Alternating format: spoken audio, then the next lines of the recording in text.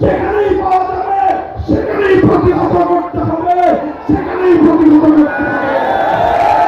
যদি এর জন্য আমাদেরকে আরো জীবন দিতে হয়, যদি এর জন্য আমাদেরকে আরো রক্ত দিতে হয়, আরো ত্যাগের কোরবানি স্বীকার করতে হয়, যদি আরো বড় কোনো নজরানা পেশ করতে হয়, শাহাদাত রক্ত দেওয়ার জন্য জীবন বিপন্ন করে দেশ এবং ইসলামকে রক্ষা করার জন্য আল্লামা বাবু নগরীর হাতে শপথ গ্রহণ করতে কারা কারা প্রস্তুত?